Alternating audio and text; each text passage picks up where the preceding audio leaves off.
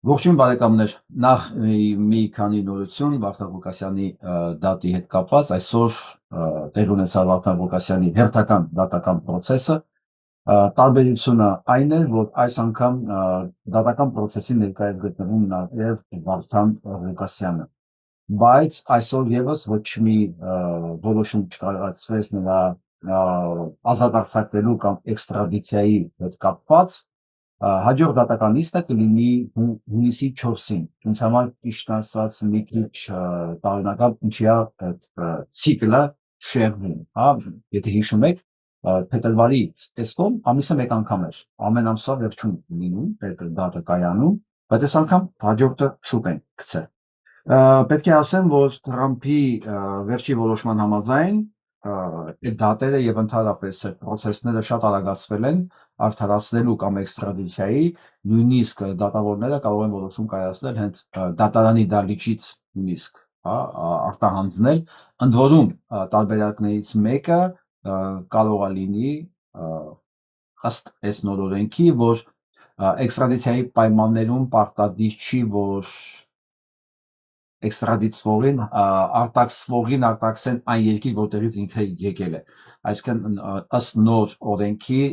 կարող է լինել նաև դեպի երրորդ երկիր։ Հա, մենք եթե ամենավատագույն տարբերակով գցենք, եթե Վարդան Ղուկասյանն նույնիսկ արտահանձնեն,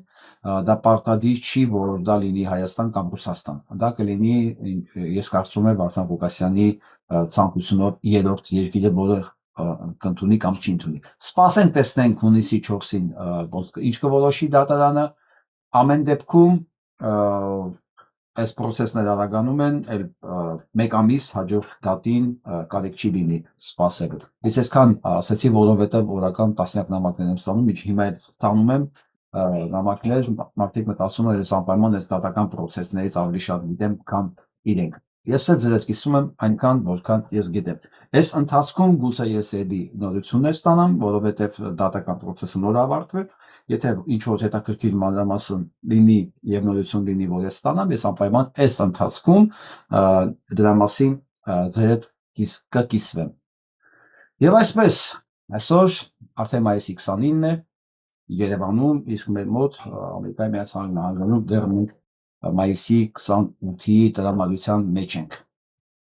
Մայիսի 28 Սարդարապատի ճակատագրի օր։ Ես վստահ եմ, որ ճիշտ է, մենք գիտենք բոլորս, որ դա եղավ Գևորգ 5-րդ կաթողիկոսի կոչի համաձայն, որ ժողովուրդը դուրս եկավ, հա, ապստամբության դիմադրելու, բայց արդյոք բոլորն են կարդացել այդ կոչը, արդյոք բոլորն են կարդացել այդ մանրամասները, որ հնչել է Գևորգ 5-րդ կաթողիկոսի խոսքերում, որովհետև ես այսօր վերընթերցելուց հետո հասկացա, որ սա անպայման ձեր համար պետք է կարդամ ես։ Եվ այսպես, ամենայն հայոց կաթողիկոս Գևորգ 4-րդ Սևյանյանցի կոչը հայ ժողովրդին 18 մայիս ազգ հայոց թուրքը մեր բանական հոտի դարավոր թշնամին նվաճել է Ալեքսանդրապոլը։ Այս առաջի տողի մեջ արդեն թուրքը մեր բանական հոտի դարավոր թշնամին է։ Նույնիսկ այն ժամանակ կաթողիկոսը նշել է, որ բանական մասի թշնամին է թուրքը,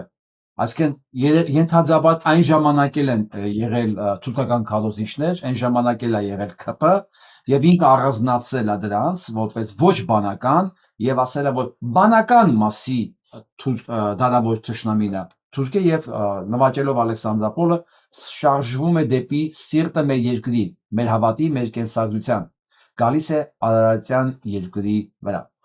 Թուրքը կոտորած ու ավեր փռելով գալիս է եւ մեր զորապետներն այլ ելք չեն գտնում քայն աղետից, քան հայոց հայրապետին փախուստի, ասում այս աղետից, քան հայոց հայրապետին փախուստի մղեն։ Փաստորեն այն ժամանակ էլ փոխանակ դիմագրավելու, նույն Արցախի պատմությունը, այլ ելք չեն գտել, քան ասել արտագաղթիր դեպի Սևանի եկեղեցի։ Նրանք ինձ առաջարկում են ոսողի բերանին թողնել մայրաթող Սուրբ Էջմիածինը, մեր սրբարանը, հայ ժողովրդի կրճի կտորը։ Ոչ եւ ոչ։ Այ եթե մի հատ Գևորգ 4-րդ կաթողիկոս լիներ հիմա, այս պատկերացնում եք, այս այն ինչ որ մենք ունենք, դա փոխարեն անունը բարձ։ Իմ ոցս բաներ լինում է։ Լավ, այս կաթողիկոսի փոխարեն այն ինչ որ Գարեգինի եւ որ ասել ոչ եւ կրկին անգամ ոչ, 1000 անգամ ոչ, ես չեմ լքի մեր սուրբ նախնիներից ավանդ մնացած մայրաթողը։ Եթե հայ ժողովուրդը չի կարող թշնամու առաջխաղացումը կասեցնել, եթե իզորու չէ փրկելու մեր սրբությունները, ապա ես ինքս սուր կվերցնեմ եւ կընկնեմ մայր տաճարի գավիթում, բայց չեմ հեռանա պապերից ավանդ մնացած սուրբ աթոռից։ Ինչ արդիական է, չէ՞, ինչու մենք այսպիսի մի հատ կոչ չունեցանք թեկուզ լեյտենանտի մակարդակի, թեկուզ կապիտանի մակարդակի, չեմ ասում գումարտակի հրամանատար, չէ, ավելի շուտ գնդի հրամանատար, ասեք ինչ որ մի սենց կոչ են, չէ՞, ասեք քյող, որ ասել չեմ տալի աղբեր, ես չեմ հանձնվում, կամ ասենք հիշում եք, չէ՞ այն բանին, որ փախավ Արցախի թեմի առաջնորդը, պաշքերը որ ասես կմեռնեմ Շուշիի պատերի տակ, բայց Շուշին չեմ հանձնի, ամենաշուտը փախավ Լոս Անջելես։ Այսպես մի հատ կոչ լիներ, թուրքը ում շունն էր որ մտներ Արցախը, այդ չեմ ասում Քարվաճառով գարացներ մինչև Հայաստան կամ Սյունիք։ Իսկ եթե եկել է վերջը, ապա ինչու չընդունենք պատվով ու քաջությամբ եւ ոչ թե ողորմելի ստրուկի պես ոսողի առաջ սողալով։ Մեր պատմության անցյալի դարերը լիքն են քաջությամբ ներածված նահատակների արյամբ կներեք։ Դրանով չի սպառվել մեր արյունը եւ ուժը, դարեր շարունակ հայ ազգն ապրել է ինքնության համար պայքարով։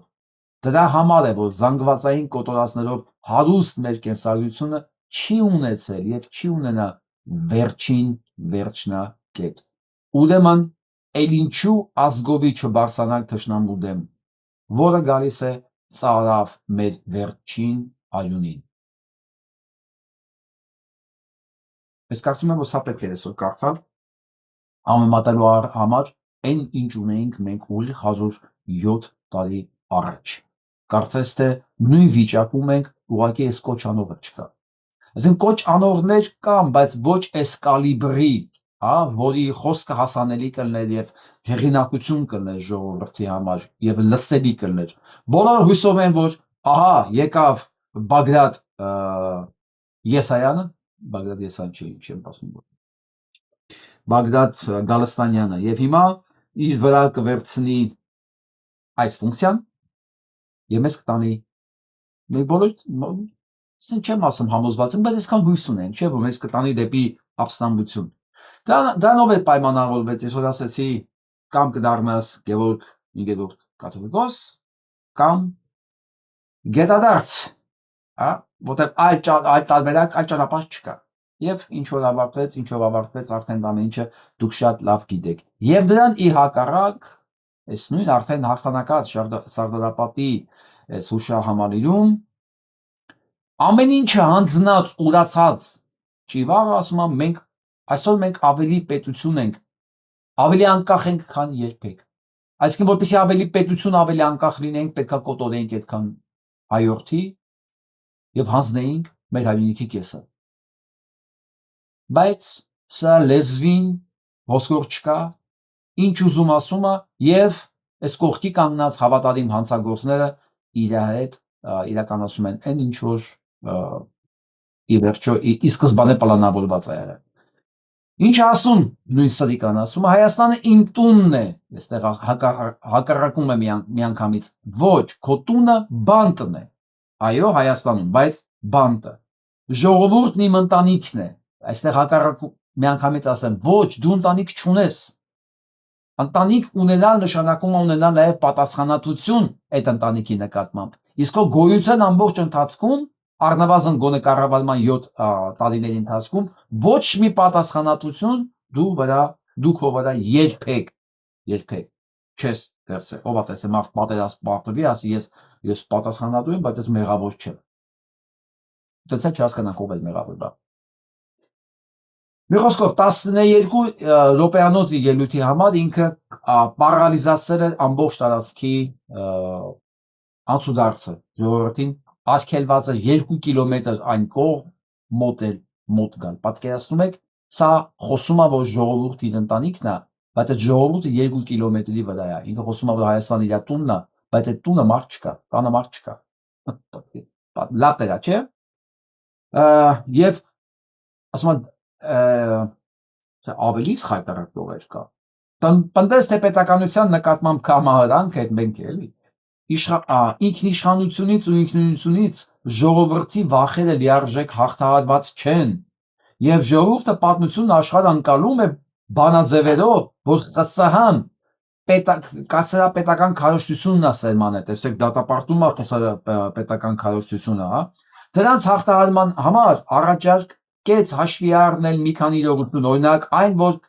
29743 կիլոմետր միջազգային ճանաչված տարածքով Հայաստանը ժողովրդի ոչ թե կորուստներ այդ ձեռքբերումների արտահայտությունն է։ Մարդ որ հենց նոր ասեց, որ կասարապետական ԽՍՀՄ սերմանել է կամահարանք պետությունների առաջ, միանգամից խոսեց 29743 կիլոմետրի մասին, որը գծվել է ԽՍՀՄ գենշտաբի 75 թվականի քարտեզներով։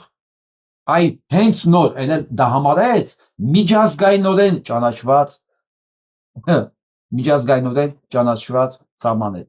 Ինչ ասա, որ այլ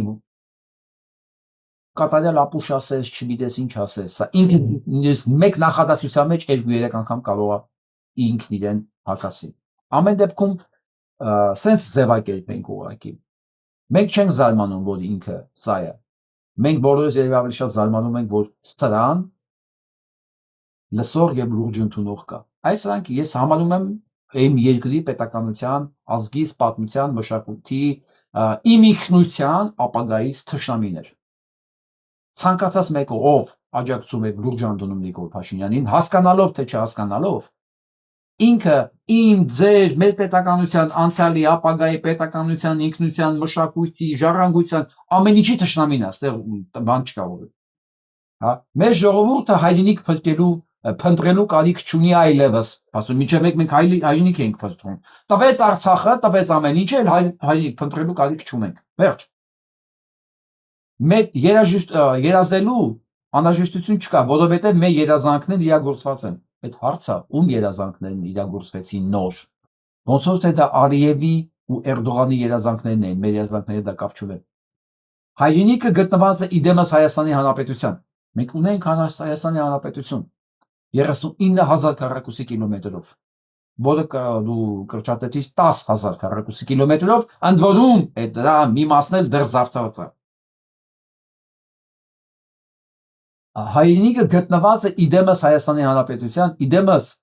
պետության 2020 թվականից ի վեր անցնելով դաժան փորձությունների միջով մեր նահատակների կյանքի գնով մենք ինքնիշխանությունը զարգացնելու, պետականությունը գիտակցելու եւ հալատև դարձնելու պատմական հնարավորություն ենք ստացել։ Այսօր մենք ավելի պետություն ենք, քան երբևէ, ավելի ինքնիշխան ենք, քան երբևէ, ավելի անկախ ենք, քան երբևէ, հայտարարեց Ճիվախ Փաշինյանը։ Փաստորեն 2020 թվականից հետո էր, որ մենք ունեցանք պետականություն։ 2020 թվականին այդքան մարդ սպանելով, ավիրելով,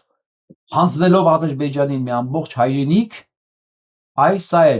սա էր պետականության տանող ճանապարհը, հասկանում եք, ինքնիշխանություն տանող ճանապարհը։ Ես առանց վարանելու պնդում եմ ուղղակի, առանց վարանելու պնդում։ Որ ցանկացած մեկը, որ ուղղի չի ասում, որ Նիկոլ Փաշինյանը պետական հանցագործ է, սեյական մարդասպան, թշնամու երազանքները իրականացնող, հանցագործ պետականության, սահմանադրության, օրենքների առաջ, ով ուղիղ տեքստով չի ասում, ամենայն պատասխանատվությամբ ասում եմ, իմ խոսքերը փոխանցեք իրենց։ Իրենք կամ անմեղսունակ են, կամ հանցագործ կոլաբորանտ։ Իսկ ես նորից եմ կրկնում, որ Հայաստան աշխարհում, հայ իրականության մեջ ես չեմ համարում, որ հայ մարդը կարող է լինի այն կարգի անմեղսունակ ու անգրագետ, որ չտեսնի, որ Փաշինյան Նիկոլը պետական հանցագործ է, պետական ու հանցագործ սահմանադրության, երկրի, մարդկության, ամեն ինչի առջև։ Գնանք առաջ, տեսնենք ինչ ա եղել այսօր այնտեղ, բացի սրանից։ Եվ այսպես ինչ է ասում Նիկոլից ավելի Նիկոլ Փաշինյան ձգտող, երևա ձգտող խոշոր երջերավորը։ ասում եմ, որ եթե մենք արտարացիորեն բոլոր փաստերով ասում ենք Ղարաբաղ, ինքը պիտի ասի Արևմտյան Ադրբեջան։ Ու տենց է անելու, մերվեք այդ մտքի հետ։ Հարգեք ձեր աշխարհում ապրելը։ Հարգեք ձև անել, որ կա Հայաստան իր պատմության գրքով։ Փաստորեն մենք որ ասում ենք կա Հայաստան իր պատմության գրքով, մենք ձև ենք արել, մեզ ասում են թարգեք էլի։ Եվ մնացածը ոչ կարևոր ազգեր են։ Սա ասում Հայաստանի պարլամենտի նախագահ, պատկերացնում եք։ Գերագույն օրգանի, գլխավոր օրգանի նախագահն է ասում սա։ Հարգեք ձեր տա, թե դուք պատմություն ունեք, թե դուք գիրք ունեք։ Սա վերաբերել, որ Տաթևի Կարապետյանը գրում է, հայ պաշտոնյաները Ալիևի զավթողական ծրագրի հստակ գնահատական տալու փոխարեն ստանձնում է նրա փաստաբանի դերը։ Իսկ կոլաբորացիոնիզմը պոզով պոչով է լինում հարցատալիս։ Հենց այսպես էլ լինում է։ Այն որ ես ասում եմ, որ սրանք հանցագործ կոլաբորանտ են եւ ովքեր ուղիղ չեն ասում, որ սրանք հանցագործ կոլաբորանտ են, իրենք էլ են հանցագործ կոլաբորանտ։ Սա եւս մեկ հապացույց։ Իսկ այն ինչ որ մենք պետք է մերվենք, Ալեն Սիմոնյան, շուտով կտեսնենք ով ինչի հետ է մերվելու։ Հա? Շուտով կտեսնենք ով ինչի հետ է ստիպված մերվելու։ Դու եւի չես հասկացել այսօր դու որտեղ ես եղել։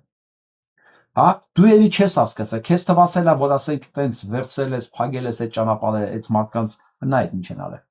Հասկացող որ Իրանը բան թողել է ախպերետա դիտ բայ։ Դե որ հասկացակ ճամպես բաց է։ Չես կարա։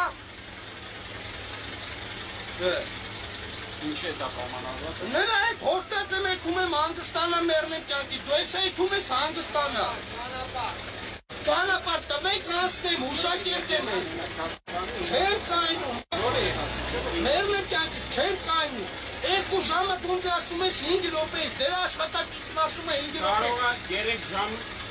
Ինչի համար, Նիկոլի դամար։ Նիկոլը մեր բոլորինն է։ Լսեցի Նիկոլը մեր բոլորինն է։ Չէ, տավար։ Նիկոլը մեր բոլորինը չի կարալին, եթե ինքը մեկի համար է, նոտ խոսացինք, չէ։ Նիկոլը մեր բոլորինն է։ Պատկերացնում եք, դրաման էինք օրգաններում միջև աշխատում։ Եվ որովհետև ինքը հասկանալ, որ ինքը հիմա հանցագործություն է անում, սեյական մարդասպանի համար աշխատում։ Սա կարող գիշերները չքնել, այսինքն վերջի տավար պետք է լիներ, որ մտածեն Նիկոլը էս մեր համար է։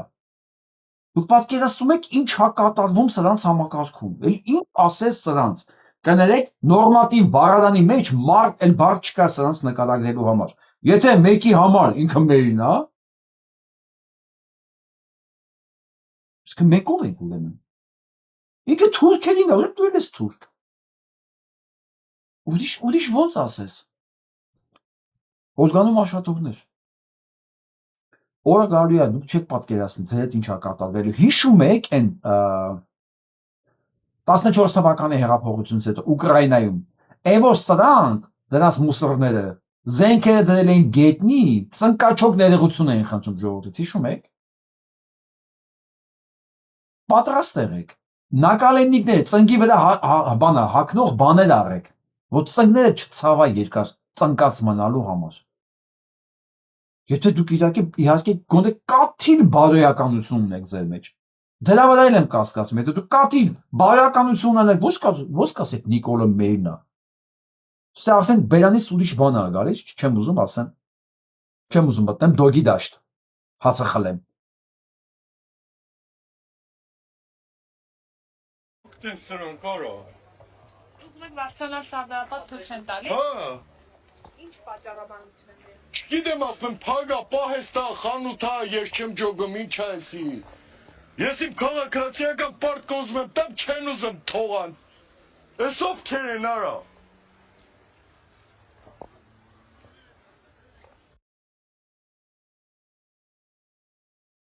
Ժողովուրդը կոնդանիկներ, հա, տականք։ Հաբա։ Ու այսօր այս ամեն ինչի ֆոնի վրա Ալիևը տոնում է իր հաղթանակը։ Հա, Էրդողանի ինքնաթիռը վայրեջք է կատարել օկուպացված Արցախի Քաշաթաղի շրջանի միջազգային օդանավակայանում։ Սկսեմ, խնդրեմ։ Քաշաթաղում միջազգային օդանավակայան կա արդեն։ Հիմա հարց Սերժիկին, Ռոբիկին, Նիկոլացիներին Արա բա մի հատ օդանավակայան սարքեիք ընդ։ Եթե դա ձեր երկիրն էիք համարում, այդ տականքներ, եթե դուք չեք որոշել, որ սա օրը պետքա գա, մի հատ ճիվաղ պետքա գտնեք, հա, մի հատ թուլափայտակ իրան, այդ միլիարդներից։ Ձեր կոնտրոլի տակ դա հանձնի Թուրքին։ Բա մի հատ օդանավակայան կառուցեիք ընդ։ Արա դուք մի հատ ասֆալտ չգցեցիք, այդ գցած ասֆալտն էլ Լևոն Հարապետյանը ոչ ուներ, դա էլ մենք չէինք ունենալու։ Դա չէինք ունենալու մենք։ Դե գցեիք։ Ձեր արցախցի ասողի հերն եմ անիծը ես։ Արցախցիները առաջինը ձեսին պետք է ասես գունդ թքեն ուղակի ասեն, արա դու ինչ արցախցի, այդ ճիվաղ։ Արցախցին Լևոն Հայրապետյանն էր, որին գլուխը կերակ այդ տականքներ։ Հենց դու Սերժի։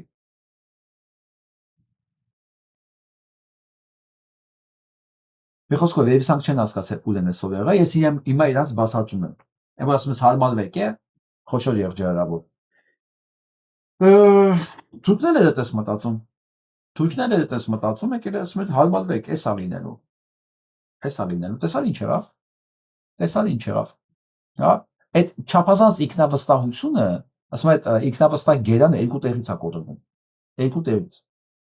Ու պարտադիր չի, որ հիմա տենաս որտեղից է կոտրվելու։ Չկասկածես, որ կոտրվել է, որտեղ պատմական օրինաչափությունը դա է ասում։ Ամենաշուտ կոտրվում է հենց այնտեղից, որտեղից երբեք չես սպասում։ Օրինակ, դու ինչ ես կարծում, ով քեզ չի դավաճանելու։ Հա, ով քեզ նավիճոկի հետ առաջինը չի ծանոթացնելու։ Ամենայն հավանականությամբ հենց ինքն էլ անելու է։ Հա, այն որ քեզ պահում են հիմա, որ մարդկանց ձեռքերը բռնում են, որ դու թքես իրանց երեսին։ Հենց իրանք էլ վիզա օրլոդելու են։ Որտեղ ամեն ինչին ժամկետ կա, օգտագործման ժամկետ կա, հենց օգտակար գործողության գործակիցի իշխնումը, ով պահել է հենց այդ էլ վիզա օրլոդումը, անենց որ դու մեզ որ ասում ես հարմարվեք, դուք պատմություն եք եղել, ճազգ եք ունեցել, պիտի հարմարվեք Ադրբեջանի ես խոսույթին, ասում եմ ես քեզ, կհարմարվենք,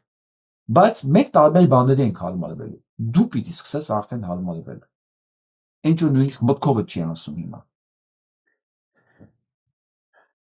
Երբ տեսել եք այս կարգի տեսանյութեր, Սա արդեն ազդար կա, որ աշխատանքները նորմալ չեն արել։ Ինչը հերքեմ, հարցնում է Մասիվի 105 մանկապարտեզի թերություններն արձանագրած ակտիվիստ Արթուր Չախոյանը, որին զրպարտության համար դատի է տվել շինարարությունն իրականացրած Լիլանարմ ընկերությունը։ Այս ընկերության գործադիր տնօրենը Նարեկ Պողոյանն է, նա 2023 թվականի ավագանու ընտրություններին իշխող քաղաքացիական պայմանագրի ցանկում էր։ Տալիբան են անում եւ այլն, բայց դա որպես այդպեսի զրպարտություն post չկա։ Այս ձևի փողերը մսխել հոտս ցնդեցնել Լիլանարմ ընկերությունը նույն պահանջը ներկայացրել է նաև Երևանի ավագանու Մայր Հայաստան խմբակցության անդամ Մեսրոբ Մանուկյանին։ մի խոսքով, սրանք իրենց հանցագործությունները թաքցնելու փոխարեն դատի են տալի նրանց 6 միլիոն փող են ուզում Արթուր Չախոյանից։ Իրանք փոխանակ տուժողին Արթուր Չախոյանին կոմպենսացիա տան իրենք հենց Արթուր Չախոյանին անեն 6 միլիոն դրամ են պահանջում իրենց զրպարտելով են։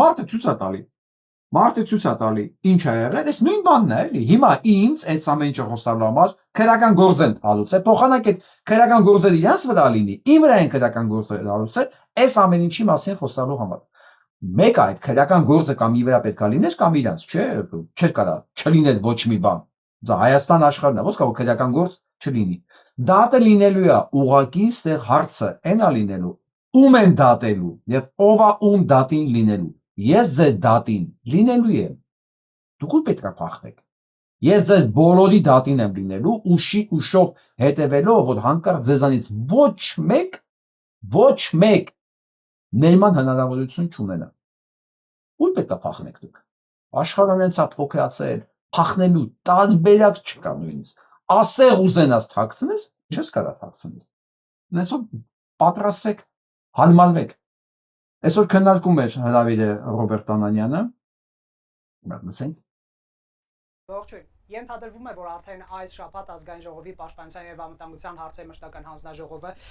նիստ կգումարի երկրորդ փորձից կհաստատի գումարի դիմաց զինծառայության ժամկետը կրճատելու նախագիծը նախորդ չեղարկվեց պատգամավորներ ոչ բավարար թվի պատճառով կառավարությունը արդեն հավանություն է տվել օրենքի նախագծին, եթե ազգային ժողովը լիագումար նիստում վերջնականապես ընդունի օրենքի նախագիծը, ապա Հայաստանի Հանրապետությունում հետ այսու հնարավոր կլինի 18 միլիոն դրամի դիմաց բանակում ծառայել ընդամենը 4 ամիս ժամկետով, իսկ 24 միլիոն դրամի դիմաց ընդամենը 1 ամսով։ Ընդ որում կառավարությունը յուրաքանչյուր զորակոչից առաջ կսահմանի նաև թե քանի հոգի կարող է օգտվել նման հնարավորությունից։ Այս նախագծով նաև նախազորակոչային տարիքի մինչև 16 տարեկան տղաները պետությանը մեխանիկորեն 15 միլիոն դրամի պարտք կունենան, որը կզրոյացվի, եթե նրանք հաշվառվեն զինծառայության համար կամ վճարեն այդ գումարը եւ հրաժարվեն Հայաստանի քաղաքացիությունից։ Լսեցիք։ Փաստորեն, սրանք որոշել են, որ երեխեքը 16 հենց լրացավ, արդեն պետությանը 15 միլիոն դրամ են պարտք։ Այս տականքներից ինչի օրինակ մեկը չի ասում 15 միլիոն դրամ ինչ են պարտք։ Կամ ասեք ինչի 15 միլիոն։ Դրեք 150 միլիոն։ Ինչի՞ն է երեխեքը 15 միլիոն։ Դե դնել է, միանգամից դնեք իրանք 150 միլիոն են պարտք, ու ամբողջ կյանքը պետք է աշխատեն այդ պարտքերը տալու համար։ Հիմա էլի գալիս եմ իմ հռետորական հարցին։ Կա մարդ, որ մտածում է սրանք ընդհանրապես օրենքի շրջանակներում են ապրում եւ գործում։ Եթե մեկը կասի այո, ինքը հանցագործ կոլաբորանտ է։ Ուրիշ բացատրություն ստեղ չկա։ Ու լսենք շարունակությունը։ Ինչ հետևանքներ կարող է ունենալ այս օրենքի ընդունումը զինված ուժերի մարտունակության, ինչպես նաև սոցիալական հարաբերությունների վրա Factor TV-ում հրավիրել ենք քննարկում, որին մասնակցում են Ժանա Ալեքսանյանը, լրագրողներ հանուն մարդու իրավունքների իրավապաշտպան կազմակերպության ղեկավար Հրաչյա Արզումանյանը, ազգային անվտանգության ռազմական հարցերով փորձագետ եւ քաղաքագիտության դոկտոր Նարեկ Ներսիսյանը, իրավաբան եւ փորձագետ Հայկ Սահակյանը, քաղաքագետ եւ քաղաքացու որոշում կուսակցության անդամ։ Սկսենք ձեզնից, պարոն Ներսիսյան, հարցը շատ պարզ է եւ միանգամից բերեմ իշխանականների արգումենտները, որ կհավաքենք գումար այս օրենքի միջոցով, այսպես թե այնպես կան ԽԾԲ-ով ազատվող մարդիկ, եւ այդ գումարը ոչ թե կոռուպցիոն նպատակներով կմսխի, կգա պետական բյուջե, մենք օրինակ կփորձենք պայմանագրային զինծառայողների թիվը համալրել, ասենք 1-ին 2 հարաբերակցությամբ։ Մի խոսքով ես ամբողջ Երևանը չեմ ուզում ցույց տալ այս հարցումը։ Ինձ ուշագրավել մենակ մի բան, որ բոլոր 4-ը դատապարտում էին, ասում սա խայտարակություն է, սա կոռուպցիայի արդարացումն է։ Փոխանակ պատկանեն կոռուպցիայի դեմ, կոռուպցիան են օրինականացնում, որ գա մտնի իրենց գրպանը։ Սա ռեկետ է, սա հանցագործություն է, սա պետականության, օրենքի, բանակի, պաշտպանական համակարգի, մարտունակության, սոցիալական հավասարության, սոցիալական համերաշխության, բոլոր, ասենք որ վերցնեմ sense մի հատ ամփոփեմ, ու sense շատ կարելի է նշել, որտեղ ֆանտաստիկ բաներ, համեմատություններ էր արվում։ Բայց բոլոր 4-ի խոսքը նույնն էր, որ գիտեք ինչ է նշանակում, որ սա արդարացնող եւ հիմնավորող ոչ ոք չի եկել հանդիպման։ Վստահ եք, չէ՞ որ Ռոբերտը հաստատ զանգել է, ասել է դու sense որոշում ես ընդունում, արի հիմնավորի։ Ես վստահ եմ, որ եղել է հարավեր։ Ոչ մեկ չի եկել։ Որովհետեւ որ գային, ստեղ արդեն ազգային ժողովը չէ, որ փթիրն է նստած ընդդեմ։ Հա, որ ասենք Սեյրան Օհանյանը դուրս գա մի բան ասի, ասեն Սեյրան Օհանյան, դու սուս մնա։ Դու բանակ թալանած, մի խոսքով դու հանցագործ, նախքին ինքն էլ բերանը փակի ու նստի, ինքը գիտի ինչի է նստած ընդեղ, էլի։ Էսի արդեն ազգային ժողովը չի, ստեղ չեն կարա դա ասեն, ստեղ Հրաչյա Արզումանյանին ասենք, ինչ պետք է ասեն։ Հա, ինչ ասեն, դու հանցագործ ես։ Ոնց կասեն։ Ես գիտնական մարդ եմ, ես ոնց կարամ հանցագործ լինեմ։ Այսինքն ստեղ էդի չէր աշխատելու, կամ Ժան Ալեքսանյանին ինչ պետք է ասեն, չէ՞։ Այս մարդիկ դրանց փաստերով սատկացնելու էին դրանց, sense թափանցիկ էկրանների առաջ, եւ այդ ոչնչացված գնային։ Դրա համար չեն եկել։ Որը նշանակում է, որ սրանք նույնիսկ արդեն եթերում իրենց որոշած նախագծերը չեն կարողանում ու քաշ չունեն, ռիսկ չունեն գալ պաշտպանելու։ Այսինքն իրենք էլ են ասում իրենք հանցագործ են։ Այն աստիճանի հանցագործ են, որ իրենք չեն կարող այդ ԱԺ-ի դալիճից այն կողմ դրա մասին խոսան, որովհետև հենց խոսան գլխներին կուտեն, ինչի ԱԺ-ի դալիճում ասեցի, որովհետև իրանց նշանակած իրանց նշանակած հանցագործներն են, որոնց ինչ ուզեն իրավունք ունեն ասելու։ Պայմանավորվածությունը տենց է։ Քեզ չենք դատու, դու ստե պետք է նստես ու դարկես այն որոշումները, որ մենք դնում ենք դեմը։ Ու ընթացքում էլ պիտի լսես անընդհատ քեզ ինչ ասում ենք։ Դրա դիմաց Սեյրան Օհանյան դու կունենաս ազատություն։ Հակառակ դեպքում կհիշենք, որ տղետ հանցագործ է, դու հանցագործ ես։ Հա? Սա է պայմանավորվածությունը։ Դրա համար աժից դուրս չկան իրանք ու գնալով ասան նեղանալու։ Գնալով ես իրանց շփումները, իրանց ազդեցությունը, իրանց խոսափողները փակվելու են։ Փակվելու, որովհետև ամեն ինչին լիմիտ կա ի վերջո։ Իսկ ընտրությանը բան չի մնացել։ Ընդամենը, ասենց ասեմ, մի 5-6 ամիս։ Ոչ թե ընտրության օրը, հա, իրական ընտրությունն է, երբ որ արդեն պարզ է լինելու ինչ է կատարվելու Հայաստանի քաղաքական դաշտում։ Եվ էլի գամ այդ քաղաքական դաշտին։ Ով հայտ ներկայացրեց այս խայտարակ վիճակում։ Ծեծված խոսքը պետք է ասեմ, իշխանությունը փողոցում գցած է։ Շատ են չէ լսել այս խոսակցությունը, որ իշխանությունը փողոցում գցած է եւ ոչ մեկ չվերցրեց այն։ Հենց հիմա էլ է այդ իշխանությունը փողոցում գցած, որովհետեւ ամենամերմ հաշվարկներով 79% սպասում է նոր առաջարկի, նոր դեմք, նոր խոսք, սրանցից դուրս 79%, սա ֆանտաստիկ բան է, նշանակում է այս ժողովուրդը, ուղղակի այն ծառը մարդը, որ անապատով քայլում է, այս բան օազիս է ման գալի, մի բան է ման գալի, որ խմի։ Այ ժողովուրդը հենց հիմա այդ վիճակում է 79%։ Պատկերացրեցիք այն 13% որ հանենք, որ Ռոբին համաձայն են, բայց ես վստահեցնում եմ, թե այդ մի հոգին ծնվեց, այն որ Ռոբին համաձայն է, Ռոբից ինքն էլ է ձեռք քաշելու։ Այսինքն, եթե Նիկոլ Փաշինյանի այդ 8%-ը հանենք, կարելի ասել, որ 92% սպասում է նոր առաջարկի։ 92%։ Գնանք առաջ։ Անիվին հիշում եք այն հանցագործ կազմակերպությանը։ Այս պետությունը կազմակերպությունը ստեղծել է, բյուջեից փողը գնում է այնտեղ, ունդերից անհետանում է։ Ուրեմն դրա նախկին տնօրենը ոնց փոխանակ բանտում լիներ ներկա տնօրենի հետ, Ավինյան Տիգոյի հետ, փոխանակ բանտում լինեի, հիմա փաստորեն օգնություն պիտի հասցնի բանը գազը։ Ինքը հումանիտար ծրագրերի վրա աշխատում, ինքը նենց հումանիտար հանցագործ է, պատկերացնում եք, հանցագործ, էսի ոնց որ բան է լինի, Պատրոն Դավիթ է էլի։ Մեկը հիշում է Պատրոն Դավիթի մասին։ Ես ասեմ Պատրոն Դավիթին հանցագործն է, որը ժամկետած, ժանգոտած զենք էր առնում Հայաստանի փողերով, եւ մի մասն է զենքի ուղիղ գնում է ծախում մեջ բանի վրա, Ադրբեջանի վրա։ Պատրոն Դավիթը ոնց որ բանակում ունեցել սա այս անիվի մեջ։ Հիմա ինքը այս բանը հանցագործ սխեմայի իր փայլն առել է, հիմա ուրիշ հանցագործ սխեմայի մեջ անում։ Արդեն հումանիտար գործերով զբաղվում եւ բանը գազա ինքը բան պետք է ուղարկի։ Նորից կրկնեմ, եթե մարդ կա Հայաստանում, որ այս կառավարության այս տականքների մասին կարող է մտքով անցկացնի, որ սրանք լեգիտիմ են, հանցագործ չեն, պետական հանցագործ չեն, սեյրական մարդասպան չեն, այս ամենը դիտավորյալ չի արվում, եւ սրանց տեղը բանտում է, եթե ինքը բանը խուսափում է այդ բառերին ասել, ուրեմն ինքը հանցագործ կոլաբորանտ է։ Ուրիշ ոնց ասենք մենք։ Ուրիշ ոնց կարելի է ուրիշ ապացուցել։ Ես գիտեմ, որ մեր դիտողները շատ լավ հասկանում են դա։ Խոսքը մենակ այս ամեն ինչը մեսիջները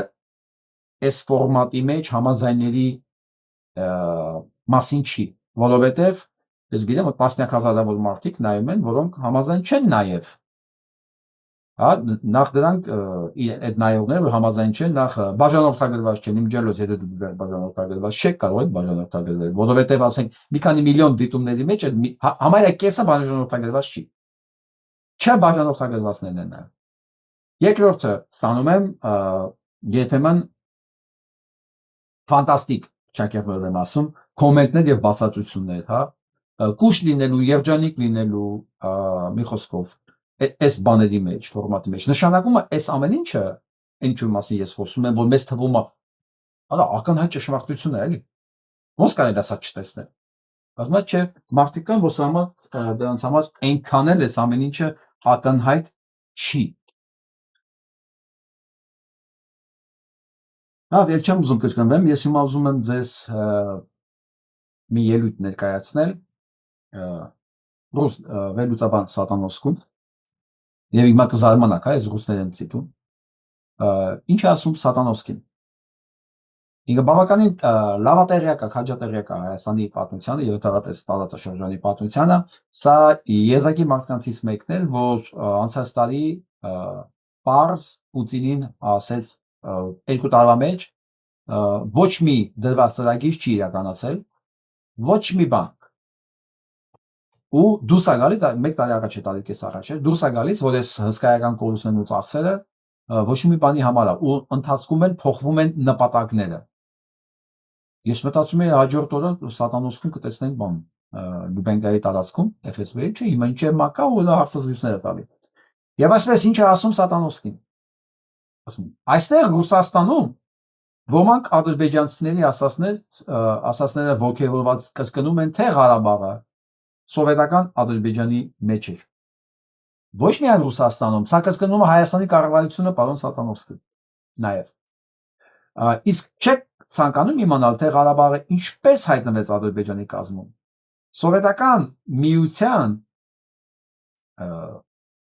Սովետական միությունում Լենինը որոշներին բառիս բուն իմաստով նվիրում էր հայկական հողերը։ Մենք այդ մասին երեք խոսացինք, չէ՞, մասնավորապես Բրեստ-Լիտովսկի պայմանագրով նա որոշեց, որ Հայաստանից Կարս Արդահանը եզրումը նվիրում է թուրքերին։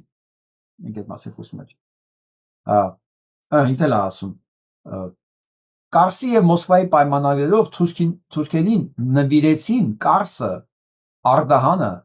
Սուրմալուն, Արարատ լեռը, իսկ Ադրբեջանին նվիրեցին Նախիջևանը, իսկ հետո 1921-ին Ադրբեջանին նվիրվեց նաեւ Ղարաբաղը։ Սա ոչ միայն դավաճանություն էր հայերի նկատմամբ, սա դավաճանություն էր նաեւ ռուսական շահերի նկատմամբ, այո, Լենինը եկավ ամբողջովին ավիրելու եւ փրկելու պարտությունից Ռուսաստանի եւ Թուրքիայի։ Դա համար ես ինչքան ուժուն եմ, հավատում եմ, որ Ռուսաստանը գերմանական Լենինը գերմանական գործակալ է, որ եկավ քանդեր այն երկրներից հիմնական երկրներից մեկը, որը առավել ակտիվ էր կռվում Թուրքիայի եւ Ռուսաստանի, Թուրքիայի եւ Գերմանիայի դեմ։ Դա ռուսական կայսրությունն էր հայկական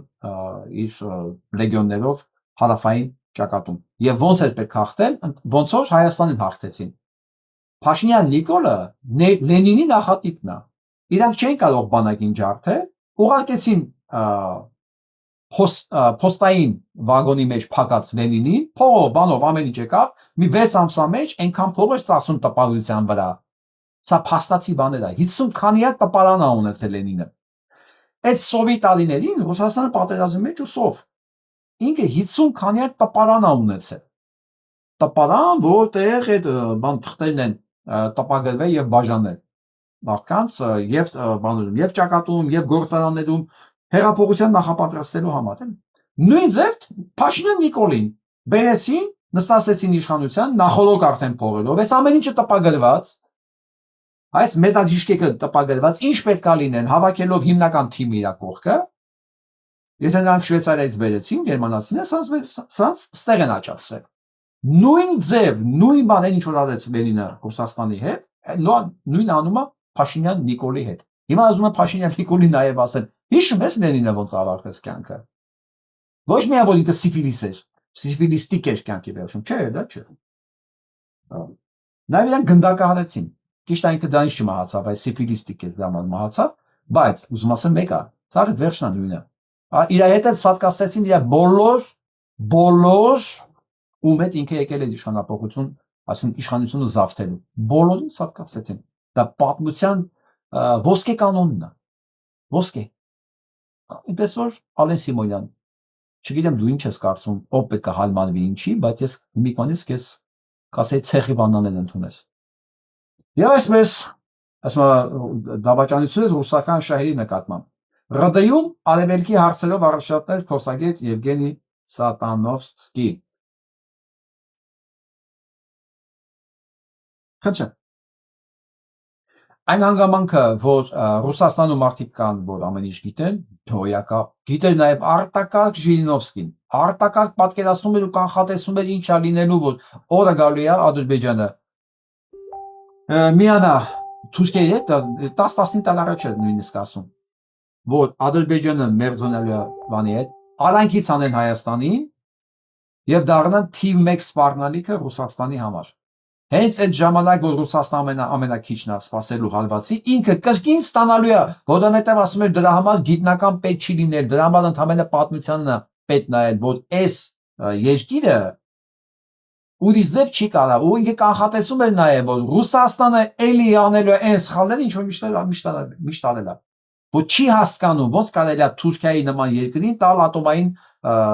տեխնոլոգիաներ, ոնց կարելի է Թուրքիայի նման երկրին տալ զենք, այն ժամանակ թուրքական անվտանգությունն ու բանը ով է ստեղծել։ Աթաթուրքի թիկնապաններն ու անվտանգության կաբաները իրանք են ստեղծել, ռուսներն են ստեղծել։ Վարաշիլովն անդեր եղել, այսինքն անվտանգությունը Աթաթուրքի այդ ամբողջ համակարգը ստեղծել են թուրքերը, ռազմարդյունաբերությունը ստեղծել են թուրքերը, ռուսները, ռազմարդյունաբերությունը ստեղծել են ռուսները, դրան զենքով, փողով, ծովերով ամեն ինչ ապահովել են ռուսները։ Ու միշտ Ժիրինովսկին ասում էր, էլի նույնը անելու են, որովհետև սրանք պատմությունից դաշ չեն քաղում։ Ինչպես փրկեցին Չինաստանից, Չինաստանին փրկեցին սովից, հետո այդ իր սովետական տեխնոլոգիաներով եւ օգնությանով, դե որ սա չինացիները Ռուսաստանում էին սովորում։ Միլիոններով եկել Ռուսաստան սովորել գնացել են։ Մենք ոչ մի բանից դարձեցինք երկիր, ու վաղը այդ երկիրը դառնալ է մեր առաջի սվարդալիքը։ Ինչ ասել են նույն ձև, ոչ թե որ հանճարեղ էր, պայծառատես էր, չէ, այդ մարդիկ ուղղակի պատմություն գիտեն։ Հիմա նույնը ասում է Սատանովսկին։ Սա ինչի համար եմ ասում։ Այնպես չի, որ այն ինչ խոսում է, սա ինչ որ ֆանտաստիկ նորություն է, ոչ։ Այս բաները հասկացող կան։ Բայց ուղղակի այդ հասկացողները կամ իշխանություն չունեն, հա, կամ ուղղակի ասում են, ոնց ասեմ, ինչ որ էֆեկտ պահելու համար, թե Ռուսաստանում հասկացողներ կան, եւ այդքան մի փախեք Ռուսաստանից, որովհետեւ ընդ ասենք կա Սատանովսկի հայեր։ Եթե դուք մի քիչ բարեկամ լինեք իր հետ, իրանք կարող են մի օր ձեր հետ նաև գաների փրկելու։ Նույնիսկ եմ ասում։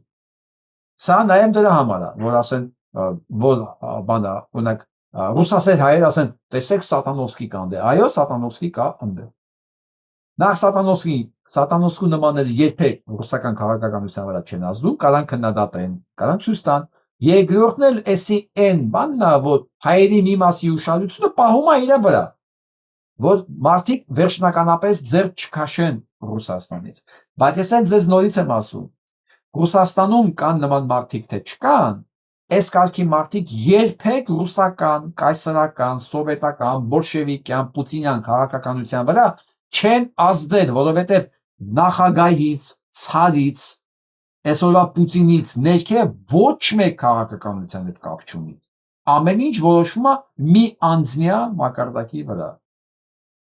Դրա համար էլ Ռուսաստանում չեն զարգանում ինստիտուտները։ Այո, ասենք եթե Ժիրինովսկին ունենար առանձին վերլուծական կենտրոն, ոնց որ ասենք կան Ամերիկայի Միացյալ Նահանգներում այդ think tank-ները, ուղեղային կենտրոնները, Սատանովսկին էլ կունենար, Ժիրինովսկին էլ կունենար, բայց Ռուսաստանում կա մի հատ գաղափարային կենտրոն, դա Դուգինն է ֆաշիստ, ու դրանից ծնվող Պուտինը կամ Պուտինից ծնվող Դուգինը։ Ամեն ինչ մի բանի շուրջը։ Հա, տեսեք, ես կարծում եմ Ռուսաստան, եւ ես ներկայացնում եմ ձեզ ռուսական պատմաբանի, հա, այդ արևելքի հարցերով առաջատար փորձագետի կարծիքը։ Ու նաեւ ասում եմ, որ կա սա եւ սա, բայց հիմնական քաղաքականությունը դա գնում է Պուտին, Պուտին այս բանի մեջ։ Որպեսի մի օր Սատանովսկի, չգիտեմ, այնտեղ Ժիրինովսկի կամ երևելի մարդիկ կան, որ ասենք հասկանում են, որպեսի մի օր իրենք դառնան քաղաքականության վրա ազդող մարդիկ, պետք է լինի արդեն դեմոկրատական Ռուսաստան, որտեղ կան հակակշռող աներ, ուժեր եւ ամենակարևորը այնտեղ բանն է, իդեան է հաղթում, ոչ թե մի հոգու կամքը։ Պատմականորեն Ռուսաստանում միշտ եղել է մեկ հոգու կամք։ Էդի կլներ Ցարը, հետո կլներ Լենինը, հետո կլներ Ստալինը, հետո Բրեժնևը, հասկանում եք, այդպես երկրում մենակալը մի հոգին ամբողջ Ռուսաստանում ասել պետք է կուկուրուզ ցանել, հա? Ու վերջում պարզվեց բոլորը սովից մեռնում են, ասենք Խրուշչովի նման։ Հասկանում եք, մի հոգու որոշման այս բանը ստիլը, այս պատմական փորձը ինչի է բերում։ Միշտ այս բաների հետևանքեր է բերում։ Դա համար մեր բոլորի համար շատ կարևոր է, որ այս համակարգը Ռուսաստանյան է, այն որ մենք իջում ենք Պուտինյան Ռուսաստան, քանդվի, որ ինքը դառնա, եթե կդառնա իհարկե, դեմոկրատական, որ այս կարգի մարդկանց ձայնն էլ լսվի։ Մի օր դառնա որոշիչ կամ գոնե կանխարգելիչ։ Հետո չասեք էլի ես Ռուսաստան չեմ սիրում, Ռուսաստանում լավ բան տենում եմ չեմ ասում։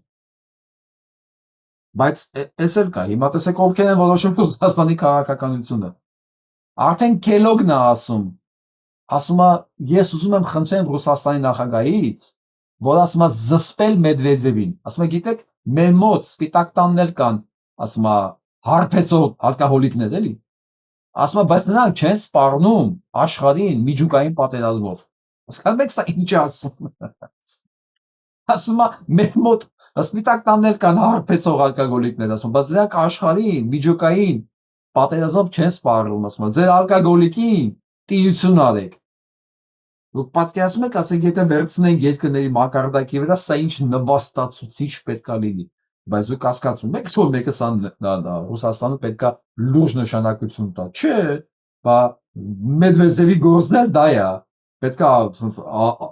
այսենց հարբեցողի աչքերով դուրս գա, ասի մենք բան ենք, ատոմային ռումբ ենք օգտագործելու հեսա, եթե դուք ձեզ խելոք չպահեք։ Գիտեք ինչի է ասում, որովհետև մի քանի հոգու վրա դեռ դա ազդում է։ Այն ոնց որ բանը Նիկոլ Փաշինյանի տեքստերը դեռ մի քանի լսող կա, ազդվող կա դրանցից, նույնը բանը մի քիչ ավելի մեծ մասշտաբների վրա, բանը Մեդվեդևի խոսքերից ազդվող կա, վախեցող կա։ Հա, վստահ եղեք, այն մարդիկ, որոնք չեն ճանաչում Ռուսաստանը, ազդվում են, վախենում են Նիկոլի Մեդվեդևի խոսքերից։ Հա, կամ դա անգրագիտությունն է։ Այս ամեն ինչը, բոլոր ողբերգությունները գալիս են անգրագիտությունից։ Այսինքն անգրագիտությունը ինչ է, ոչ թե գրել կարդալ չգիտեն, այլ ուղղակի պատմական անցքերին եւ դեպքերին ծանոթ չեն եւ չեն կարողանում պատկերացնել այս պատճառահետևանքային կապը, այս միասնական, ինչի դեպքում ինչ կարող է լինի։ Չեն կարողանում պատկերացնել եւ դա հավատում են, վախենում են, ասենք Մեդվեդևի խոսքերից։ Եվ այսպես այն որ ես ասում եմ Թրամփի եւ Իրանի հարաբերությունները սկսել են լավանալ, ու դա շատ լավ է մեր համար, ու Թրամփը հայտարարել է, որ ինքը կանխել է Նետանյահուին Իրանի նկատմամբ հարվածից, որովհետեւ ինքը սկսել է մոտիկից շփվել Իրանի հետ։ Դրա համար էլ Նետանյահուն եւ իր աշխատակազմը հիստերիայի մեջ են։ Հիստերիայի մեջ, որ Թրամփը սկսել է իրենց չլսել եւ որոշել է ինքնուրույն խաղալ։ Հիշում եք ի սկզբանե որ ոնց էր գերի Նետանյահուին, եւ որ ասում եք այսօր ինչքան գերի է Նետանյահուին, քանի որ Թրամփի տեսակը ինքը անկանխատեսել է, ամեն ինչ կարող է ամեն վայրկյան անի։ Ինքը նույն ձևի անկանխատեսել է այն մարդկանց նկատմամբ, ում հիմա ամեն ինչ ինքը անում է իրանց համար։ Դա եւ Նետանյահուն է, եւ Օրբանն է, եւ Պուտինն է, եւ այն մարդիկ են, որոնք եւ Իլոն Մասկը, այսօր Իլոն Մասկը ուր է։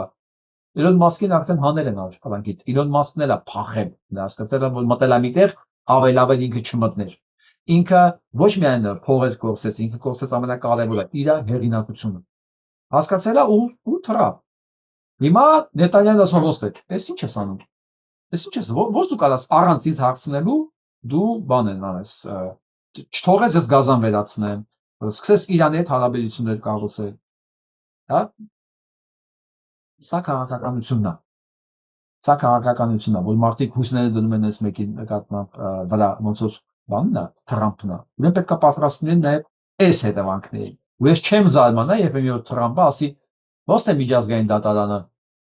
չի աշխատում։ Ո՞ց է։ Այդ ես չեմ ասել սանկցիա կիրառել միջազգային դատարանի նկատմամբ։ Բա ո՞նց պետք է միջազգային դատարանն աշխատի, որ աշխարհում կարգ ու կանոն լինի։ Ես դրաններ եմ հավատում։ Ոչ թե որ ես Թրամփին եմ հավատում, այլ չէ, ես Թրամփի անկանխատեսելությանն եմ հավատում։ որ ինքը կարող է նույնիսկ դա ասի։ Իսկ եթե դա էլ ասի, ես պատկերացնում ասենք Թրամփի, Պուտինի եւ Նետանյահուի դեմքի գույնը։ Մի խոսքով, այս հարաբերությունները Իրանի եւ Ամերիկայի Միացյալ Նահանգների ջերմանալու շատ կարևոր է մեր համար, որտեղ վերանում է Ադրբեջանի դեր արանքում, որտեղ Ադրբեջանի ներդրումն էր ինքը դիտարկվում էր որպես պլատֆորմ Իսրայելի համար Իրանի նկատմամբ ագրեսիայի դեպքում։ Երբ որ չկա ագրեսիայի հնարավորություն, Ադրբեջանը ավտոմատորեն արանքից դուրս է գալիս արդեն։ Եվ այսպես Թրամփը երկու օր առաջ հիշում եք, որ սպառնում էր բանին, Հարվարդին, որ ինքը պետք է ընդհանրապես արգելի բոլոր տեսակ արտասահմանցիների ընդունումը։ Այս հայտարարել է, որ 15% ինքը կարող է։ Դուք հասկանում եք ինչ է նշանակում Հարվարդի ինստիտուտում 15%։ Հսկայական թիվ է։ Օրինակ ես համատության համար կարող եմ ասել NYU-ն Նյու Յորքի ամենամեծ եւ ամենահեղինակավոր համալսարանը ունի 30-ից 40 հազար ուսանող։ Դրանք տարբեր տարի տարբեր թվեր են։ 30-ի 15%-ը դա անում է 4500։ 4500 արտասահմանից կարող է ուսանող ունենալ, ասենք մենակ NYU։ Հարվարդը կարծեմ ավելի մեծ է, թվերը չեմ ստուգել։ Ինչ եմ ուզում ասել։ Թրամփը այսօր մի բան կարող ասի։ Ոնց որ ասում է, այսօր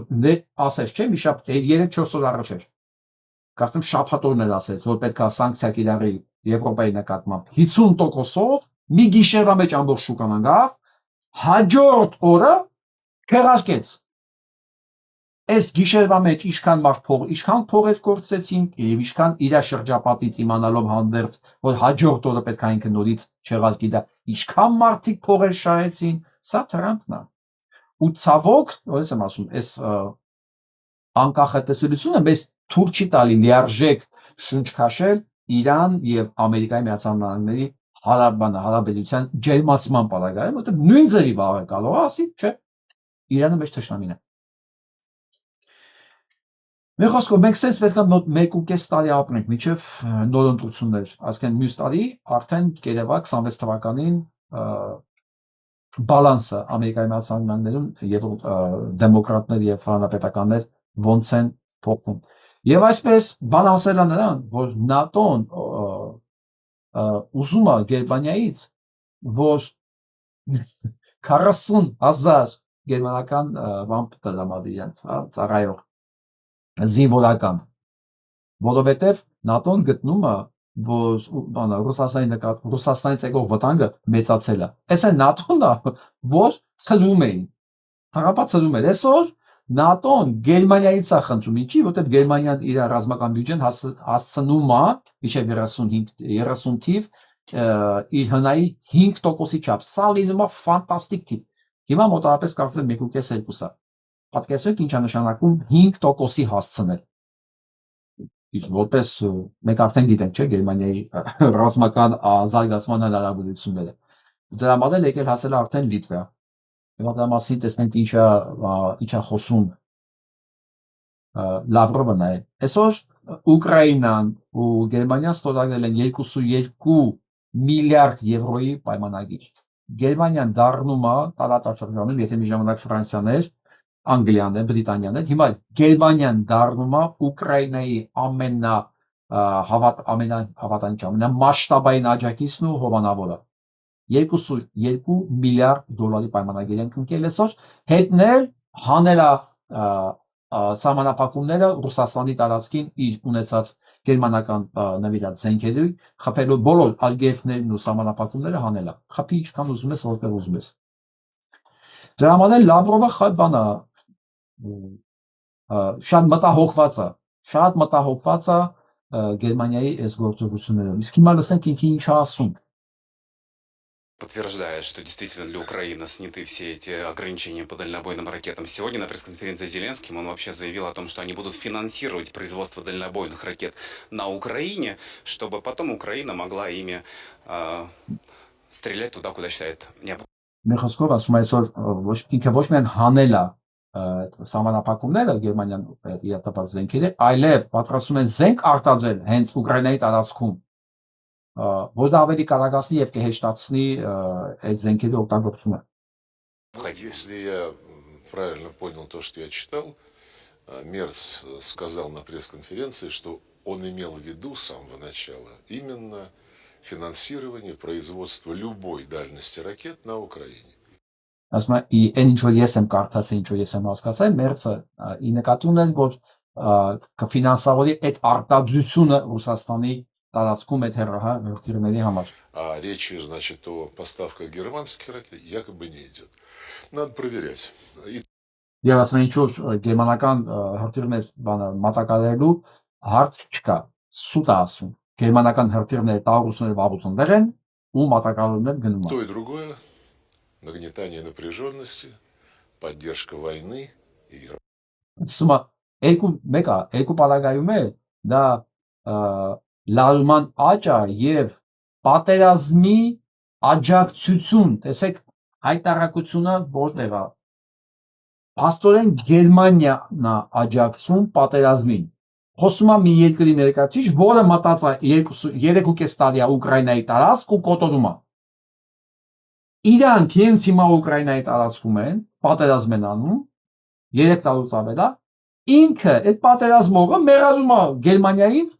պատերազմին աջակցելու համար։ Բայց հարցն օրն է, այդ պատերազմը ով է սկսել, ով է շարունակում միջև հիմա պատերազմը։ У հանգիստ դեմքով էս ամեն ինչը։ Սենց։ Германия прямо втягивается в эту войну. Ու ինքը մտնում է պատերազմի մեջ, հա, ինչ պետք է անի։ Ինքը շատ լավ գիտի, որ հանգարցեսի տանուլ տվեց Ուկրաինան, հաջորդի У нас ինքն же է։ уже танки немецкие, бывает, ездят по территории. Если еще и Горят, ракеты... они горят в основном, они ездят. Իսկ ասում եմ կարող է տանկերներ գա, ասում եմ չէ, հիմնականում դա վառվում են, ոչ թե գերմանական տանկերը վառվում են, ասում եմ ոչ թե գնում են։ Եվ նույնիսկ եմ ասում սա ասում եմ երկիր, որ 3.5 տարի է աշխարհի երկրորդ բանակը համարելով ինքը կարողացել է մի քանի գյուղ գրավի, այս ու տեղը մնացել արդեն ուղիղ 3 տարի։ Եթե դուք 3 տարի առաջվա տարածքը նայեք, այսինքն ինչ որ գրավել է միջև մայ, դա եղել է առաջի 2 ամիսը, որտեղ դիմադրություն քիչ է եղել, որտեղ այնքան իրանք ագենտուրա են ունեցել, որ կազմակերպել են լրիվ հանձնում, ոնց որ Արցախի պարագայում էր, բայց դες պետք է գնալ միջև Կիև։ 3 տարի է նույն գծի մնացած երկրի ներկայացուցիչ, ասում եմ գերմանական տանկերը մենակ վառվում են։ Հələ դուք 3 տարի այնտեղ հալվում, ու արդեն 1 միլիոնից ավել, 1 միլիոնից ավել մարդ եք սպանել։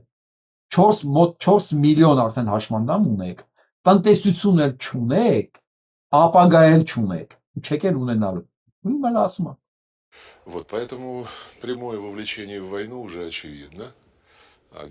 ասում եմ արդեն ուղիղ երևում է, որ ինքը ներգրում է Германия պատերազմի մեջ։ сползает по той же наклонной плоскости, по которой она пару раз в прошлом веке уже двигалась. Ֆանտաստիկ է սա, ասում եմ։ Գերմանիան էլի մտնում է մի տարած, որտեղ սահման է պետք, որտեղ ինչպես անցած դարի կեսերում արդեն 2 անգամ արել է։ Հիմա էլ եմ ուզում հիշեցնեմ սրան, որ անցած դարի կեսերում Գերմանիան պատերազմում էր Եվրոպայում, քո հետ համաձայնեցած։ Դու Գերմանիայի բանն էիր ախր կոլեգան է դարձում։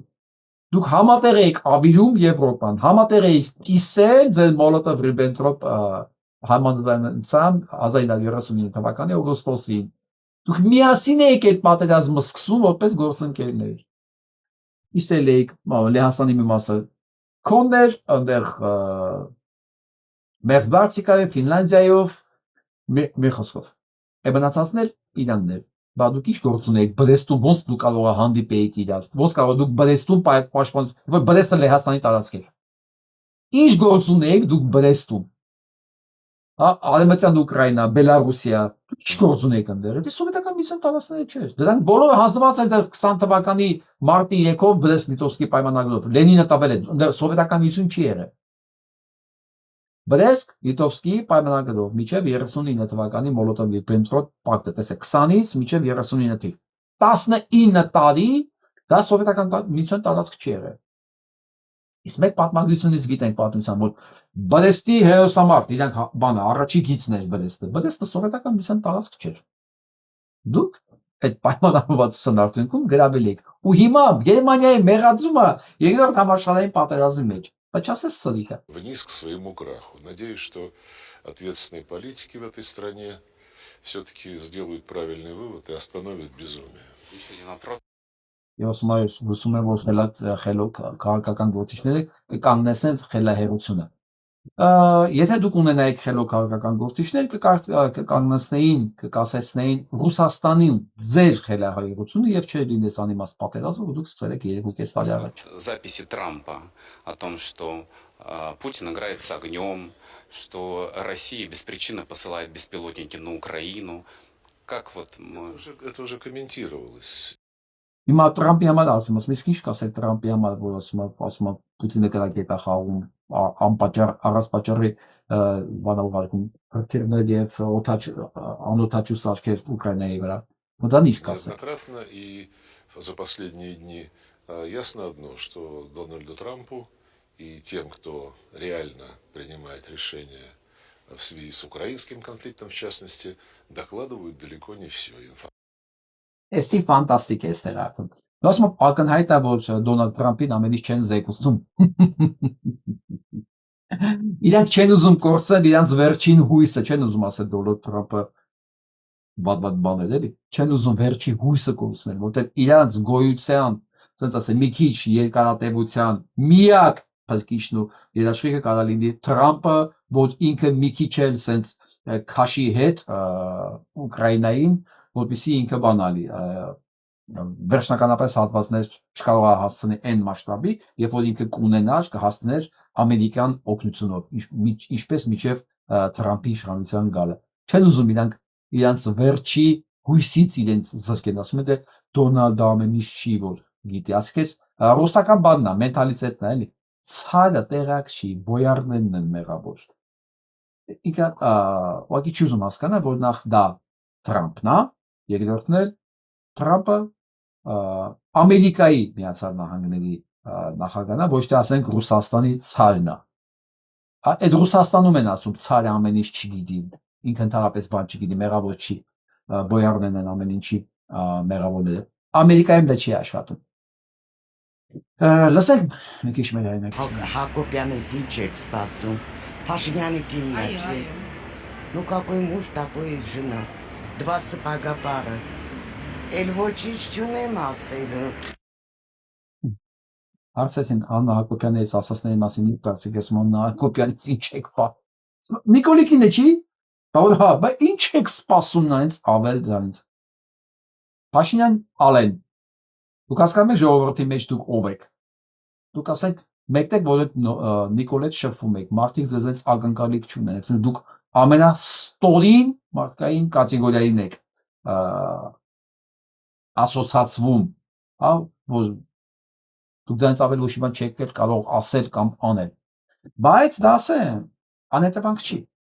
Եթե սովորական քաղաքացին կարա այդպես բաներ ազատություններ իրան թույլ տա, պետական պաշտոնի աշխատող մարդը իր խոսքերի գործողությունների համար հերիական պատասխանատվություն է կրում նաև։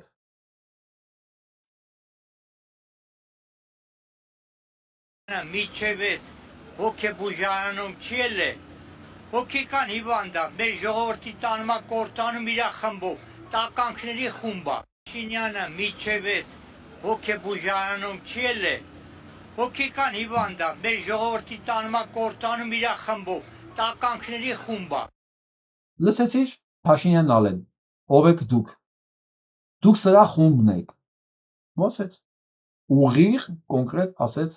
ով եք դուք տականքների խումբ։ Այս մարդկանց դու չես կարող մտքափոխել։ Բացառվում է, իրանք իրաց աչքի տեսածն են ասում։ Իրա ներկայությամբ, որ մենք ապագա ունենք, անհնարը։ Եթե դուք մի ազգ, եթե ընտանիքի անդամներն են, եթե այդ ընտանիքի անդամների մեջ չի կարողանում մեկը ղեկավարի իր ընտանիքը, ո՞նց կարող է պետություն ղեկավարի։ Իրա Հիշում եք, որ ասեցի դու ընտանիք չունես։ Դու ընտանիք չունես, որովհետև ընտանիք նշանակում է նաև պատասխանատվություն։ Եթե ընտանիքի ղեկավարը պատասխանատվություն չի վերցնում, նա ընտանիք չունի։ Այսինքն սա մենակ իմ կարծիքը չի, իմ խոսքերը չի։ Ես շատ ուրախ եմ, որ նույն կոնցեպցիան ժողովրդի մոտ տարբեր բառամթերքներով, տարբեր մեկնաբանություններով, բայց նույն կոնցեպցիայի շուրջ կա, նշանակում է սա իրականություն է, սա իմ մտքի ֆանտազիաների արդյունքը չի։ Եվ այսպես Մոնմարտրում այսօր բացվել է մեր մեծ Շարլ Ազնավուրի դիտահարթակը։ Փարիզում Մոնմարտրի բարձունքի վրա, սա հայտնի եկեղեցու կողքն է գտնվում, Սակրե-Կյոր Սուր Սիրտ երևի կամ Սուր Հոգի, տենց է թարգմանվում, այդ եկեղեցու կողքն է գտնվելու Շարլ Ազնավուրի թեքահարթակը։ Ես այս բաները որ լսում եմ, կարծում եմ, գիտեք ինչն եմ հիշում, իմ առաջի հյուրախաղն է 18 տարեկան էի, 18 տարեկան եւ առաջի անգամ հայտնվեցի Եվրոպայում, մասնավորապես Ֆրանսիայում, երբ որ ինձ հարցրեցին որտեղից ես դու, ասացի Հայաստանից եմ, ու միանգամից առաջինը որ տվեցին, դա Շարլ Ազնավուրի անունն էր, երկրորդը Արամ Խաչատրյան։ Դա 90-ական թվականներ, 1990 թիվը։ Դեռ սովետական միություն կար։ Ես այդ ժամանակ էր որ հասկացա, որ Տեր իմ Աստված, ես 18 տարեկան պատանիս եկել եմ մի երկիր, որտեղ հային ճանաչում են Շարլ Ազնավուրով ու Արամ Խաչատրյանով։ Այս ինչ բարդ վիճակում եմ ես, այս ինչ պատասխանատվություն է իմ վրա, այսինքն ես այս ինչպես պետք է ինձ դրսևորեմ, որ չփչացնեմ այն տրամադրությունն ու տպավորությունը եւ այն կարծիքը, որ ստեղծել են Շարլ Ազնավուրն ու Արամ Խաչատրյանը։ Իրենց կյանքով, իրենց մարդկային տեսակով, իրենց ապրելաձևով, իրենց արվեստով։ Ու ամեն անգամ, երբ որ ես մտեղ եմ լինում, ես անպայման ուսումնասիրում եմ ովքեր ենք ունեցել մենք, ում ենք ունեցել, այս երկրում կամ այս քաղաքում, հայից ում ենք ճանաչում։ Սա իմ համար բան էր դարել, այս ամբողջ իմ ստեղծագործական կյանքի մեջ, դրանից է երևի, որ ես, ասենք, շատ ավելի քիչ ճանաչված հայերի կենսագրությանն եմ շատ քիչ ծանոթացել, որովհետև դա իմ համար միշտ նպատակ ա եղել, ինձ որպես հայ, հիմա ստեղ ումով են ճանաչում։ Անպայման հայկական գերեզմանատուն, եթե այդպես է եղել, հայկական մշակութային կենտրոն, ովքեր են այս ղեկավարները, մի խոսքով, սա միշտ հետաքրքրել է ինձ։ Ոստեր որ իմացա թեքահարթակ, պատկերացնում եք ինչ է նշանակում ներողություն, դիտահարթակ, ասենք մարդիկ պետք է գնան տեղից վերևից, ամենա բարձր տեղից, իսկ Մոնմարտրը դա ամենահին թաղամասներից մեկն է, նկարիչներն են այդտեղ ապրել, միջև հիմա նույնն է այնտեղ, որ դու քայլում եք, կարող են ասել, Մատիսը ստեղ էր նստած, այս սեղանի շուրջ էր նստած ինքը իր սուրճը խմում, ասենք, չգիտեմ, Գյոթեն այնտեղ էր նստած, Լիստը ստեղ էր գալիս, կամ Շոպենը ստեղ էր գալիս, մի խոսքով, մի ֆենոմենալ տեղ է, ուտեղ դիտահարթակ Շարլ Ազնավուրի անունով։ Եվ մարդը sense պետք է ապրելուց, որ չջանա իրան հիշելու համար, որ պատմությունը իրան հիշեն, բայց նույնիսկ իր գնալուց հետո իր մասին դեռ խոսեն։ Շնորհակալություն, մեծ վարպետ, որ ես քո պատմությունը, Շարլի պատմությունը, երկերով, հաղորդումները, որ նայում եմ, հասկացել եմ մի բան։ Ինքը չի ցկտել, իր նպատակը չի եղել մնալ պատմության մեջ, ուղղակի ինքը սիրել է այն, ինչ որ ինքը արել է, սիրել է այն, ինչ որ արել է, ու ինքը ինչ որ արել է շատ բարձր մակարդակի։ Եվ հաղորդման վերջում ուզում եմ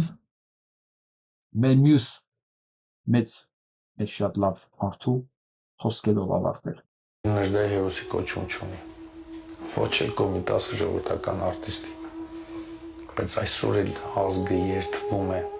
Նժդեհով, Նժդեհի խոսքերը շուրթերին է գնում կռիվ, ինքնակրթմամբ է զբաղվում, որտեվ Նժդեհին դուք չեք տալիս, այլ ինքն է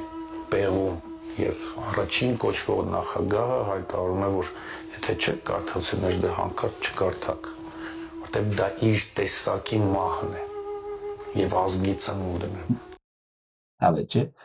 առաջին նախագահ տեսակ ասում առաջին նախագահ տեսակի մահն է նժդե կարդալը դրա համար ասում դուք մի կարդացեք նժդե որտեղ դա իր տեսակի մահն է ոչ միայն իր տեսակի իր հետևորդների իր ծանածների Փաշինյան Նիկոլի ղեկավարության դրանց մահն է նժդե ազգի վերածնունդը Դաման տականք Փաշինյան Ալենը ասում է հարմարվեք այդ ձեր հորինած պատմությունը չկա նույն բան ինչու իրաց մշակույթի նախարարն է ասում հասկանում եք որ այս բոլորը այս նույն բանով են պայմանավորված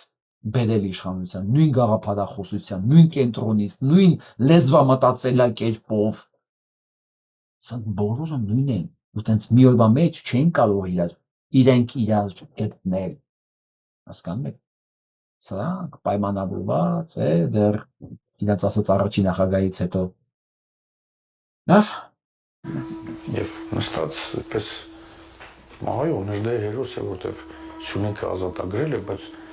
ինքը լավ գաղափարախոս չէ եթե չեք կարդացել հանկարծ չկարդաք նժդեի հաղթանակները հենց այդ գաղափարախոսության հիման վրա են այդ հաղթանակների առանցքը այդ գաղափարախոսությունն է եւ այդ գաղափարախոսությունը կրելով է որ նա 700 հոգով 700 սյունեցի կամավորներով 30,000 սովետական կանոնավոր բանակ էր կոտորում Սյունիքում նժդեի ոգին կա Սյունիքում նժդեի շիրիմը կա եւ իր ոգին ինչպես ինքը կտակել է Խուստուպի գագաթին է Գարգին Ես կարծում նժդեի ոգին ոչ թե Սյունիքում կա, այլ ցանկացած հայ մարդ, որը ինքը ուզում է ճանաչի ինքն իրեն, հենց մի քիչ ինքն իրեն սկսում է փորփրել, սկսում է հայոց պատմության ծանոթանալ, նժդեի հոգին այսենց սուրբ հոգու նման գալի մտնում է մեջը։ Ինքն իր մեջ բացահայտում է նժդեին։ Ցանկացած երաժիշտ հենց սկսում է հայոց պատմությունը, հայոց երաժշտությունը փորփրել, Կոմիտասն է ծնվում իր մեջ։ Միանգամից ինքը սկսում է Կոմիտասի աչքերով տեսնել, Կոմիտասի ականջներով լսել այդ երաժշտությունը։ Միանգամից հասկանում է, որ մեր ուծացման այս կենթանացման կներեք այս խոսքիս համար, հա, կենթանացումից փրկելու միակ տարբերակը այս ռաբիզից հրաժարվելն է, մերժելն է, գալ աղբյուրին հասնելն է։ Այն ինչ որ արեց, ինչ որ մեզ փրկեց մեզ ուծացումից եւ այս կենթանացումից փրկեց նաեւ Կոմիտասի երաժշտությունը։ Դա համար պատահական չի, որ ինքը երկու մասն է խոսում։ Հոգու եւ գաղափարի միասնության, նժդե եւ Կոմիտաս։ Եվ այս գաղափարախոսությունը միանգամից այս հոգին, այս ամեն ինչը ծնվում է մարդու մեջ, այն պահից, երբ որ ինքը սկսում է իր տեսակի ընտրտուքը Հենց ինքը սկսեց իր տեսակի փնտրտուքը, միանգամից այդ հոգիները հայտնում են, իրանք կան, իրանք մեզ շուրջ են։ Հենց մարդ սկսում է բացել է շերտերը, ցրել է մառախուղը, տեսնում այս ամեն ինչը միասին։ Այսօր ես մի կարճ վիդեո տեսա, փոքրիկ, սա էլ ասեմ ու վերջացնենք։ Մի ռուս աղջիկ էր խոսում, պատմում էր, որ ինքը ծնվել եւ մեծացել է Ռուսաստանում, հայերեն չգիտի։ Ոսեն էր խոսում։ Հայերեն չի իմացել, ծնվել մեծացել է Ռուսաստանում, ռուսական դպրոցում եւ այլն, ռուսական միջավայրում եւ երևի ես 22 թվականի դեպքերից հետո հայտնվելով Հայաստանում ինքը իմանալով ռուսական պատմություն ոչ մի բան չի իմացել Հայաստանի պատմության մասին։ Դե Ռուսաստանի պատմությունը ինչ պետք է իմանա, ինչ որ դպրոցում են ասել էլ իրաց։ Հա։ Երբ որ ինքը եկել է Հայաստան, ու սկսել է հասկանալ ինքը ով է ծանոթանալով Հայաստանի պատմությանը, մշակութային այս կոթողներին, եկեղեցի, Սարդարապատ, Գառնի, Գեղարդ, այս ինքը ասում է, ես եթե միջև այդ ասեք, միջև Հայաստան գալիս ամաչում էի, որ ես հայ եմ, ասեք, ես իմ հապարտ եմ, որ ես հայ եմ,